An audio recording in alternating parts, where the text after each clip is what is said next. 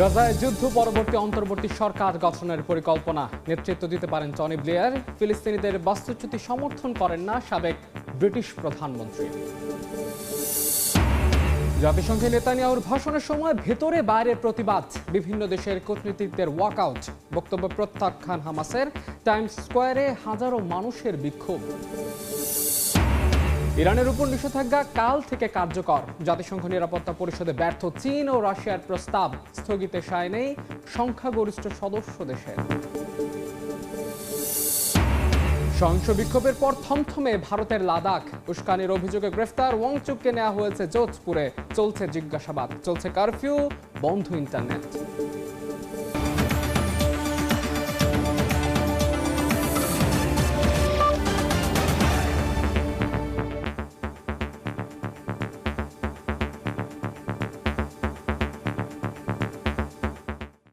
আন্তর্জাতিক সময় সঙ্গে আছে আমি মাহদি ইসলাম ধ্রুব। যুদ্ধ পরবর্তী গাজার অন্তর্বর্তী সরকার প্রধান হিসেবে সাবেক ব্রিটিশ প্রধানমন্ত্রী টনি ব্লেয়ারকে দায়িত্ব দেওয়ার বিষয়ে আলোচনা চলছে। তাকে নেতৃত্বে রেখে জাতিসংঘ উপসাগরীয় দেশগুলোর সহায়তায় গাজার প্রশাসন চালুর পরিকল্পনা করা হচ্ছে। এ বিষয়ে যুক্তরাষ্ট্রের সমর্থন আছে বলে এক প্রতিবেদনে জানিয়েছে বিবিসি। এদিকে গাজায় ইসরায়েলি হামলায় শুক্রবার নিহত হয়েছেন অন্তত ৫৮ ফিলিস্তিনি। শুক্রবার ভোর থেকে গাজা নগরী ও আশপাশে চালানো ইসরায়েলি হামলায় নিহত হয়েছেন অর্ধ শতাধিক ফিলিস্তিনি। খাদ্য সংগ্রহে আসা সাধারণ মানুষ সহ নুসেইরাত শরণার্থী শিবিরে মারা গেছেন অনেকে। একই দিনে ইসরায়েলি ট্যাঙ্ক লক্ষ্য করে হামলা চালানোর দাবি করেছে হামাস। অন্যদিকে ফিলিস্তিনি ভূখণ্ডে কার্যক্রম চালিয়ে মানবাধিকার লঙ্ঘন করায় ৬৯টি ইসরায়েলি প্রতিষ্ঠানকে কালো তালিকাভুক্ত করেছে জাতিসংঘ। এদিকে জাতিসংঘ সাধারণ পরিষদে নেতানিয়াহুর ভাষণের প্রতিক্রিয়ায় হতাশা প্রকাশ করেন গাজাবাসী। যুদ্ধবন্ধের কোনো ইঙ্গিত না পাওয়ায় মুষড়ে পড়েন তারা। আমরা নেতানিয়াহুর বক্তৃতা শুনেছি, এতে নতুন কিছু ছিল না। একই কথা তিনি গত ২ বছর ধরে বলে চলেছেন। মনে হচ্ছে তিনি এই ধ্বংসাত্মক যুদ্ধ চালিয়ে যেতে চান। অন্যদিকে মার্কিন প্রেসিডেন্ট ডোনাল্ড ট্রাম্প সাংবাদিকদের জানান, গাজার বিষয়ে সমঝোতা ঘনিয়ে এসেছে। তার ভাষায় গাজা যুদ্ধ নিয়ে আলোচনা এখন শান্তির দ্বার প্রান্তে, খুব দ্রুতই তা বাস্তবায়িত হবে। তবে ইসরায়েলি কর্মকর্তারা এখনও স্পষ্ট করে বলছেন, হামাসকে পরাস্ত না করা পর্যন্ত যুদ্ধ থামবে না। এর মধ্যেই যুদ্ধোত্তর গাজা পরিচালনায় অন্তর্বর্তী সরকার গঠনের আলোচনায় উঠে এসেছে যুক্তরাজ্যের সাবেক প্রধানমন্ত্রী টনি ব্লেয়ারের নাম। মার্কিন সমর্থন পাওয়া এই প্রস্তাবে তাকে নেতৃত্বে রেখে জাতিসংঘ ও উপসাগরীয় দেশগুলোর সহায়তায় গাজার প্রশাসন চালুর পরিকল্পনা করা হচ্ছে। টনি ব্লেয়ারের কার্যালয় জানিয়েছে, তিনি কোনোভাবেই গাজাবাসীকে বাস্তুচ্যুত করার প্রস্তাব সমর্থন করবেন না। সাদিয়া তাসনিম, সময় সংবাদ। জাতিসংঘের সাধারণ পরিষদে ফিলিস্তিনের স্বাধীনতাকামী সংগঠন হামাসকে নির্মূলের হুঁশিয়ারি দিয়েছেন ইসরায়েলের প্রধানমন্ত্রী বেনিয়ামিন নেতানিয়াহু। তবে জাতিসংঘের অধিবেশনে তার বক্তব্য শুরু হতেই প্রতিবাদ জানিয়ে ওয়াকআউট করেন বিভিন্ন দেশের প্রতিনিধি। নেতানিয়াহুর বক্তব্য প্রত্যাখ্যান করে হামাস বলেছে, ইসরায়েলি প্রধানমন্ত্রী ইচ্ছে করেই যুদ্ধবিরতি ও বন্দি মুক্তির প্রক্রিয়া ভণ্ডুল করছেন। এদিকে অধিবেশন চলাকালে গাজায় ইসরায়েলি আগ্রাসন বন্ধের দাবিতে নিউ ইয়র্কের টাইমস স্কোয়ারে সড়ক অবরোধ করে বিক্ষোভ করেন হাজারো মানুষ।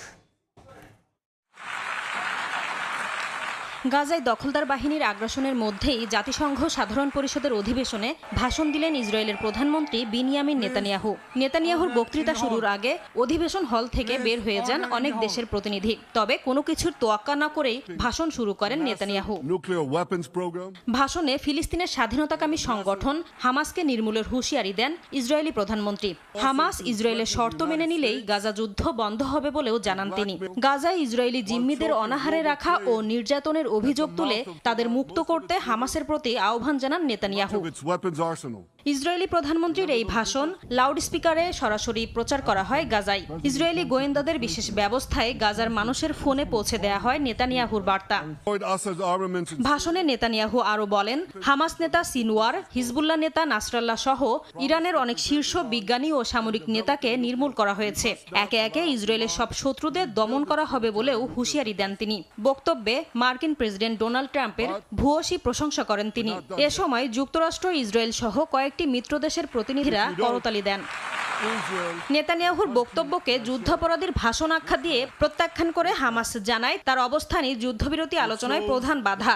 সংগঠনটির অভিযোগ, বিশ্বমঞ্চে শান্তি প্রতিষ্ঠার কথা বলে নেতানিয়াহু গাজায় প্রতিদিন গণহত্যা চালাচ্ছেন। এদিকে জাতিসংঘ অধিবেশনে নেতানিয়াহুর ভাষণের সময় গাজায় ইসরায়েলি আগ্রাসন বন্ধের দাবিতে নিউ ইয়র্কের টাইমস স্কয়ারে সড়ক অবরোধ করে বিক্ষোভ করেন হাজার হাজার মানুষ। এ সময় গাজায় গণহত্যা বন্ধের আহ্বান জানান তারা। নাসরিন রুমি, সময় সংবাদ। নিউ ইয়র্কে ফিলিস্তিনপন্থী বিক্ষোভ করায় বাতিল হচ্ছে কলম্বিয়ার প্রেসিডেন্ট গুস্তাভো পেট্রোর মার্কিন ভিসা। শনিবার যুক্তরাষ্ট্রের পররাষ্ট্র দপ্তর সামাজিক যোগাযোগ মাধ্যম এক্সে দেয়া এক পোস্টে তথ্য জানায়। পররাষ্ট্র দপ্তর বলছে, কলম্বিয়ার প্রেসিডেন্ট নিউ ইয়র্কের রাস্তায় দাঁড়িয়ে মার্কিন সেনাদের আদেশ না মানা ও সহিংসতা উস্কে দিতে ফিলিস্তিনপন্থী বিক্ষোভকারীদের প্রতি আহ্বান জানান। সামাজিক যোগাযোগ মাধ্যমে ছড়িয়ে পড়া ভিডিওতে দেখা গেছে পেট্রো নিউ ইয়র্কে জাতিসংঘ সদর দপ্তরের বাইরে হাজারো ফিলিস্তিনপন্থী বিক্ষোভকারীর সঙ্গে যোগ দেন। এদিন সাধারণ পরিষদের অধিবেশনে বক্তব্য দেন ইসরায়েলের প্রধানমন্ত্রী Benjamin Netanyahu. Y aquí un gran trabajo para que 2/3 partes de las naciones del mundo voten. লেবাননের বৈরুতে দক্ষিণ উপশহরে হিজবুল্লাহ সাবেক নেতা হাসান নাসরাল্লাহকে স্মরণে সমবেত হন হাজারো সমর্থক। তার মৃত্যুর প্রথম বার্ষিকী উপলক্ষে এই আয়োজন করা হয়। সাজানো হয়েছে প্রতীকী কফিন, হাতে মোমবাতি আর মোবাইলের আলো জ্বেলে প্রয়াত নেতার প্রতি শ্রদ্ধা জানাতে এসেছেন ভক্ত সমর্থকরা। বৈরুতের দক্ষিণ উপশহরে হিজবুল্লাহর সাবেক নেতা হাসান নাসরাল্লাহকে যেখানে হত্যা করা হয়, শুক্রবার সেখানে সমবেত হন হাজারো সমর্থক। তার প্রথম মৃত্যুবার্ষিকী উপলক্ষে ছিল শোকাবহ এই আয়োজন। গত বছরের 27 সেপ্টেম্বর ইসরায়েলের বিমান হামলায় নিহত হন 32 বছর ধরে হিজবুল্লাহকে নেতৃত্ব দেয়া হাসান নাসরাল্লাহ। তার মৃত্যু হিজবুল্লাহ ও ইরানের জন্য বড় ধাক্কা বলে মনে করা হয়। যুদ্ধবিরতি কার্যকর হলেও লেবাননের দক্ষিণে হিজবুল্লাহর অবস্থান লক্ষ্য করে এখনও হামলা চালাচ্ছে ইসরায়েল। অন্যদিকে যুক্তরাষ্ট্র ও সৌদি আরব হিজবুল্লাহকে নিরস্ত্র করার চাপ বাড়ালেও সংগঠনটি দৃঢ়ভাবে তা প্রত্যাখ্যান করেছে। আমরা শেষ নিঃশ্বাস পর্যন্ত প্রতিরোধ করব। ষড়যন্ত্র যত বড়ই হোক, জয় আমাদের হবেই। এই দিনটিকে রাষ্ট্রীয় শোক দিবস ঘোষণা করা উচিত ছিল, কিন্তু সরকার আমাদের অবহেলা করেছে। এক বছর আগে প্রয়াত হলেও এখনও লেবানিজদের মনে বেঁচে আছেন হিজবুল্লাহর সাবেক প্রধান হাসান নাসরাল্লাহ। নাদিম মারজান, সময় সংবাদ। জাতিসংঘ নিরাপত্তা পরিষদে ব্যর্থ হলো রাশিয়া ও চীনের প্রস্তাব। ইরানের উপর নতুন করে 6 মাসের জন্য নিষেধাজ্ঞা স্থগিত রাখতে চাইলেও সংখ্যাগরিষ্ঠ দেশ তাতে সায় দেয়নি। রোববার বাংলাদেশ সময় ভোর 6টা থেকে কার্যকর হতে যাচ্ছে নতুন করে আরোপিত এই নিষেধাজ্ঞা। নিষেধাজ্ঞা থেকে বাঁচতে ইরানের শেষ প্রচেষ্টাও ব্যর্থ। শুক্রবার জাতিসংঘের নিরাপত্তা পরিষদে হওয়া ভোটে তেহরানের ওপর নিষেধাজ্ঞা আরও 6 মাস পেছানোর রাশিয়া চীনের খসড়া প্রস্তাব 4-9 ভোটে নাকচ হয়, যেখানে দুই দেশ ভোট দানে বিরত থাকে। ফলে ইরানের পারমাণবিক কর্মসূচি ঘিরে পশ্চিমা বিশ্বের চাপ আরও বাড়ল। নির্ধারিত সময় অনুযায়ী বাংলাদেশ সময়ে রোববার ভোর 6টা থেকে কার্যকর হবে নিষেধাজ্ঞা। ফ্রান্স, জার্মানি ও যুক্তরাজ্যের অভিযোগ, 2015 সালের যে চুক্তির মাধ্যমে ইরানকে পারমাণবিক অস্ত্র নির্মাণ থেকে বিরত রাখার চেষ্টা হয়েছিল তা লঙ্ঘন করেছে তেহরান। ফরাসি প্রতিনিধি জেরোম বোনাফো পরিষদে বলেন, ইরান কোনো গুরুতর পদক্ষেপ নেয়নি যা নিষেধাজ্ঞা স্থগিতের যৌক্তিকতা প্রমাণ করতে পারে। তবে তিনি স্বীকার করেন, কূটনীতি চালিয়ে যাওয়া উচিত এবং নিষেধাজ্ঞা পুনর্বহাল মানেই আলোচনার পথ চূড়ান্তভাবে বন্ধ নয়। Iran's nuclear escalation, as detailed in over 60 IAEA reports over the past 6 years, is a threat to international peace and security. In its vote last week, this Council fulfilled the necessary steps of the snapback process set out in Resolution 2231. Therefore, UN sanctions targeting Iranian proliferation will be reimposed this weekend. All member states are obliged to comply fully with these sanctions. অন্যদিকে রাশিয়ার উপজাতিসংঘ দূত Dmitry Polyanskiy দাবি করেন, ইউরোপীয়দের সন্তুষ্ট করতে Iran সর্বোচ্চ চেষ্টা করেছে, কিন্তু পশ্চিমা শক্তিগুলোর সমঝোতায় রাজি হয়নি। জাতিসংঘ থেকে কাতার ভিত্তিক গণমাধ্যম আল জাজিরার কূটনৈতিক সম্পাদক জেমস বেইস জানান, সপ্তাহ জুড়ে নিউ ইয়র্কে ইরানের পরমাণু কর্মসূচি নিয়ে আলোচনা হলেও কোনো অগ্রগতি হয়নি। এমনকি ইরানের সর্বোচ্চ নেতা আগে ইঙ্গিত দিয়েছিলেন নতুন করে নিষেধাজ্ঞা কার্যকর হওয়ার সম্ভাবনাই প্রবল। বিশ্লেষকদের মতে, বিদ্যমান পশ্চিমা নিষেধাজ্ঞার উপর নতুন নিষেধাজ্ঞা চাপলে ইরানের অর্থনীতি আরও চাপের মুখে পড়বে। সাদিয়া তাসনিম, সময় সংবাদ। ইরানে 4টি পারমাণবিক বিদ্যুৎ কেন্দ্র নির্মাণে রাশিয়ার সঙ্গে $2,500 কোটি চুক্তি সই হয়েছে। স্থানীয় সময় শুক্রবার এক প্রতিবেদনে তথ্য জানিয়েছে ইরানের সরকারি গণমাধ্যম ইরনা। প্রতিবেদনে বলা হয়, এই চুক্তির আওতায় দক্ষিণাঞ্চলের হরমুজগান প্রদেশের সিরিক শহরের 500 হেক্টর জায়গায় 4টি নতুন ইউনিট নির্মাণ করা হবে। প্রদেশটি সংযুক্ত আরব আমিরাত ও ওমানের কাছে অবস্থিত। জেনারেশন 3 চুল্লিগুলো মিলিতভাবে 5 গিগাওয়াট বিদ্যুৎ উৎপাদন করবে বলেও জানা গেছে। সহিংস বিক্ষোভের পর এখনো থমথমে ভারতের লাদাখ। লেহ শহরে জারি রয়েছে কারফিউ। জোরদার করা হয়েছে নিরাপত্তা বাহিনীর টহল, বন্ধ ইন্টারনেট পরিষেবাও। এদিকে জেনজি বিক্ষোভে নেতৃত্ব দেয়া জলবায়ু কর্মী সোনম ওয়াংচুককে গ্রেফতারের পর তাকে যোধপুরে নিয়ে যাওয়া হয়েছে। নয়াদিল্লির অভিযোগ, বক্তব্য দিয়ে সহিংসতা উস্কে দিয়েছেন ওয়াংচুক। তবে অভিযোগ অস্বীকার করেছেন তিনি। এখনো থমথমে লাদাখের লেহ শহর। স্থানীয় সময় শুক্রবার উস্কানিমূলক কর্মকাণ্ডের অভিযোগে লাদাখের প্রভাবশালী জলবায়ু কর্মী সোনম ওয়াংচুককে গ্রেফতার করে ভারতীয় পুলিশ।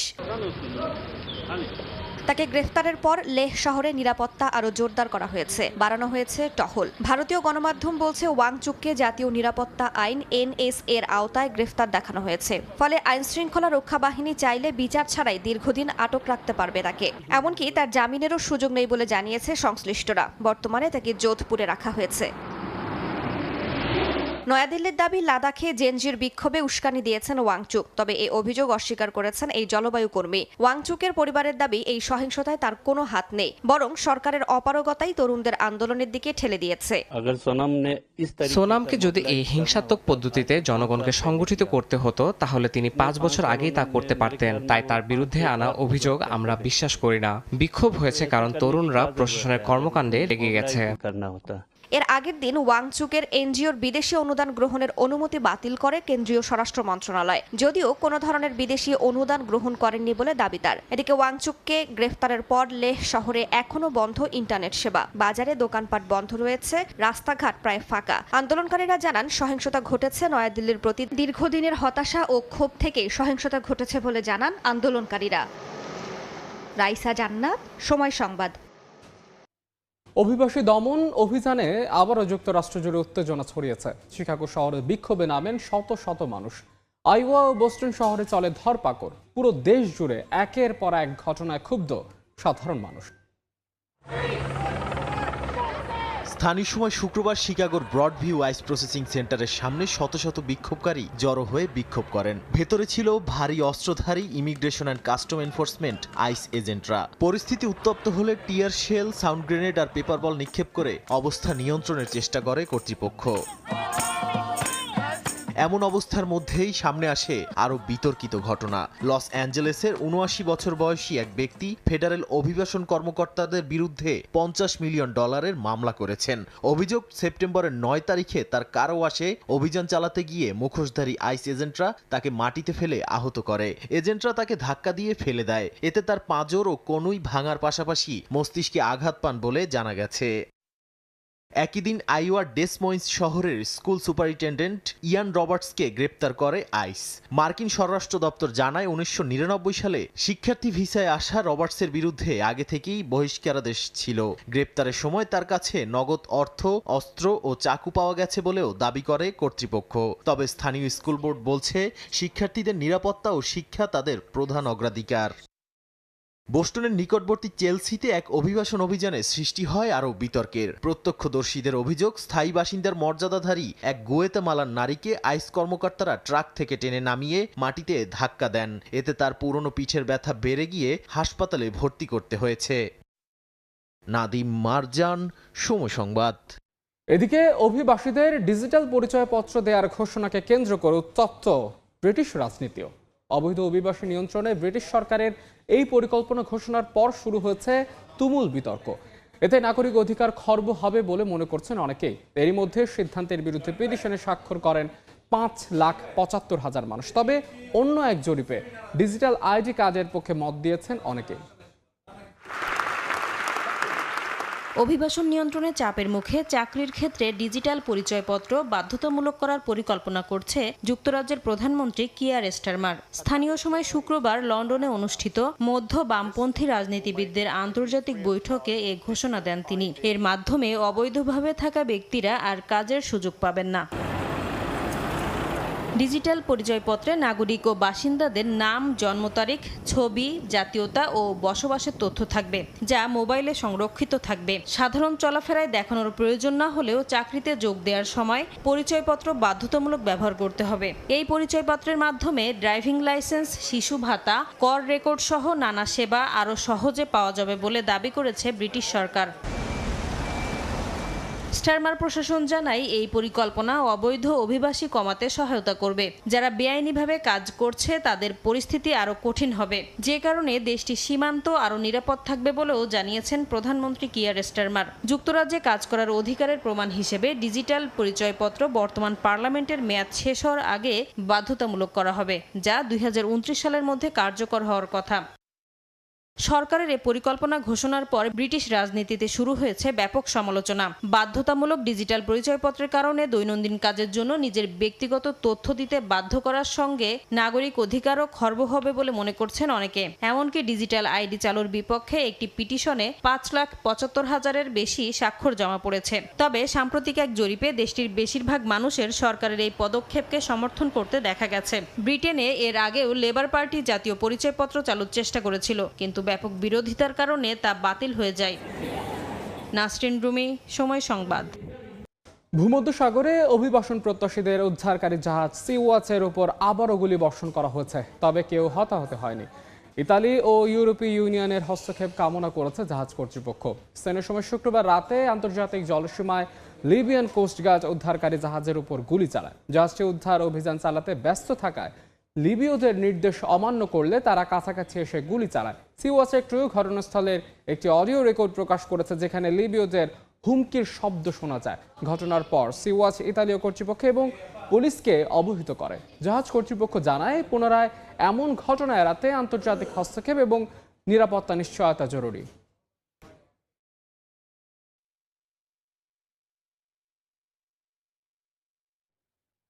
চীনের উত্তর পশ্চিমাঞ্চলীয় গানসু প্রদেশে আঘাত হেনেছে 5.6 মাত্রার ভূমিকম্প। আহত হয়েছেন অন্তত 7 জন। শনিবার ভোরে স্থানীয় সময় সকাল 5:49 প্রদেশটির ডিংসি শহরের লংসি কাউন্টিতে ভূমিকম্পটি অনুভূত হয়। দেশটির কেন্দ্রীয় ভূমিকম্প কেন্দ্র জানায়, ভূমিকম্পটির উৎপত্তিস্থল ছিল মাত্র 10 কিলোমিটার গভীরে। রাষ্ট্রীয় গণসংবাদ মাধ্যম জিংহুয়ায় জানায়, অন্তত 8টি ঘরবাড়ি ধসে গেছে এবং আরও শতাধিক ক্ষতিগ্রস্ত হয়েছে, তবে আহতদের অবস্থা আশঙ্কাজনক নয়। চীনের রাষ্ট্রীয় টেলিভিশন সিটিভি জানিয়েছে, ক্ষতিগ্রস্ত এলাকায় উদ্ধার তৎপরতা শুরু হয়েছে। লন্ডনের 18টি নার্সারি স্কুলে সাইবার হামলায় 8,000-এরও বেশি শিশুর তথ্য চুরি হয়েছে। রেডিয়েন্ট নামের একটি হ্যাকার গ্রুপ ঘটনার দায় স্বীকার করেছে, যার প্রয়োগে প্রকাশিত তথ্য বলছে শিশুদের নাম, ছবি, ঠিকানা ও পারিবারিক তথ্য হাতিয়ে নিয়েছে হ্যাকাররা।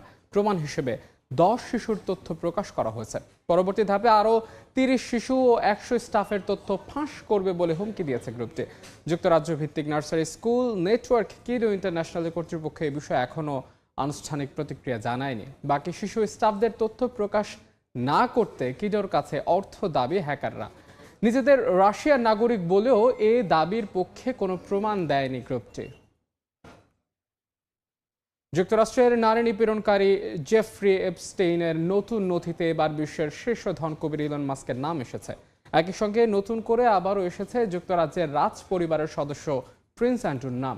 কংগ্রেসের একটি কমিটির ডেমোক্রেট সদস্যরা এই নথি প্রকাশ করেছেন। কুখ্যাত নারী পাচারকারী জেফ্রি এপস্টেইন স্টেট থেকে কংগ্রেসের হাউস ওভারসাইট কমিটির কাছ থেকে নতুন করে যে নথিপত্র জমা দেওয়া হয়েছে তাতে দেখা যায় 2014 সালের ডিসেম্বরে এপস্টেইন তার দ্বীপে যেতে ইলন মাস্ককে আমন্ত্রণ জানিয়েছিলেন। আলাদা আরেকটি নথিতে দেখা গেছে 2000 সালের মে মাসে নিউ জার্সি থেকে ফ্লোরিডাগামী একটি ফ্লাইটে যাত্রীদের যে তালিকা, সেটিতেও প্রিন্স অ্যান্ড্রুর নাম আছে।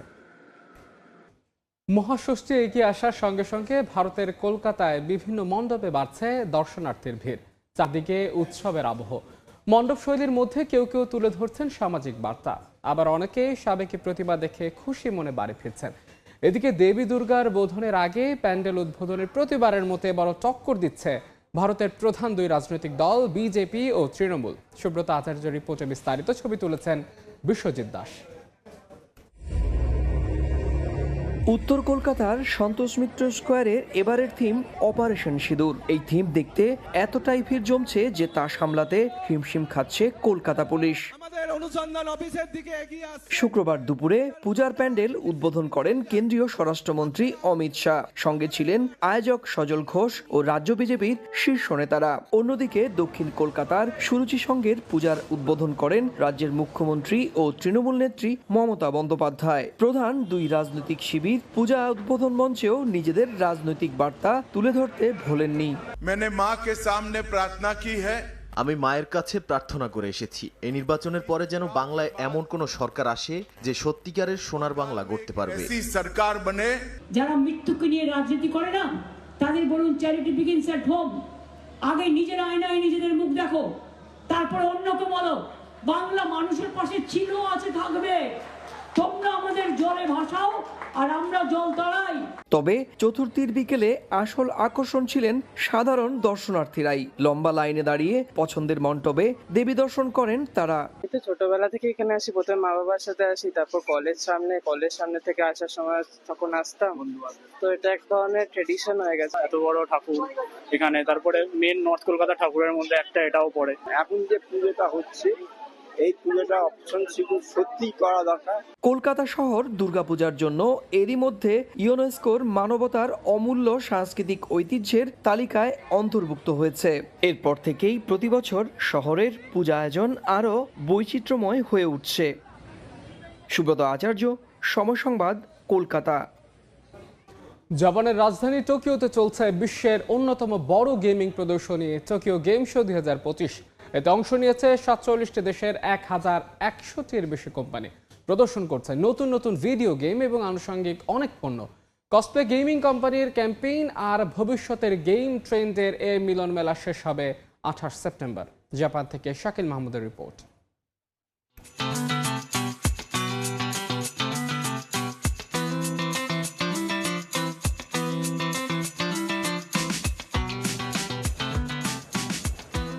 জাপানের রাজধানী টোকিওর মাকুহারি ম্যাসেস কনভেনশন সেন্টার অনুষ্ঠিত হচ্ছে বিশ্বের অন্যতম বড় গেমিং প্রদর্শনী টোকিও গেম শো 2025। প্রতি বছরের মতো এবারও এখানে হাজির হয়েছে শীর্ষস্থানীয় গেম ডেভেলপার, প্রযুক্তি কোম্পানি আর গেম প্রেমীরা। 47টা দেশের 1100-র বেশি কোম্পানি প্রদর্শন করছে ভিডিও গেম এবং সংশ্লিষ্ট পণ্য। অন্তর্ভুক্ত রয়েছে চীন ও দক্ষিণ কোরিয়ার কোম্পানিও। আয়োজকরা বলছেন গত বছর বিশ্বব্যাপী গেমিং বাজারে বিক্রি প্রায় 21,000 কোটি মার্কিন ডলারে পৌঁছেছে, যা 2020 সালের তুলনায় 50% বেশি। প্রদর্শনীর অন্যতম আকর্ষণ কসপ্লে। জাপান সহ বিশ্বের নানা দেশ থেকে আসা গেম প্রেমীরা জনপ্রিয় গেমের চরিত্রে সেজে হাজির হয়েছেন। কেউ পড়েছেন বর্ম, কেউ সেজেছেন সুপার হিরো চরিত্রে। এই রঙিন আয়োজন অনুষ্ঠানটিকে দিয়েছে উৎসবের আবহ। বিশাল আকৃতির স্টল আর অত্যাধুনিক ভিজুয়াল প্রেজেন্টেশনের মাধ্যমে দর্শক ও ব্যবসায়ী অংশীদারদের সামনে তুলে ধরা হচ্ছে আগামী দিনের গেমিং অভিজ্ঞতা। 25 তারিখ থেকে শুরু হওয়া এই অনুষ্ঠান চলবে 28 সেপ্টেম্বর পর্যন্ত। গেম মানেই এখন শুধু আর বিনোদন নয়, এটি অর্থনীতি, উদ্ভাবন ও প্রযুক্তির সমন্বয়। টোকিওর এই গেম শোই সেই যাত্রার এক অনন্য প্রদর্শনী। মোহাম্মদ শাকিল মাহমুদ, সময় সংবাদ, জাপান। আন্তর্জাতিক সময়ের শীর্ষ সংবাদ জানিয়ে দিচ্ছে আরেকবার। গাজায় যুদ্ধ পরবর্তী অন্তর্বর্তী সরকার গঠনের পরিকল্পনা নেতৃত্ব দিতে পারেন টনি ব্লেয়ার। ফিলিস্তিনিদের বাস্তুচ্যুতি সমর্থন করেন না সাবেক ব্রিটিশ প্রধানমন্ত্রী। ইরানের উপর নিষেধাজ্ঞা কাল থেকে কার্যকর। জাতিসংঘ নিরাপত্তা পরিষদে ব্যর্থ চীন ও রাশিয়ার প্রস্তাব স্থগিতে সায় নেই সংখ্যাগরিষ্ঠ সদস্য দেশের।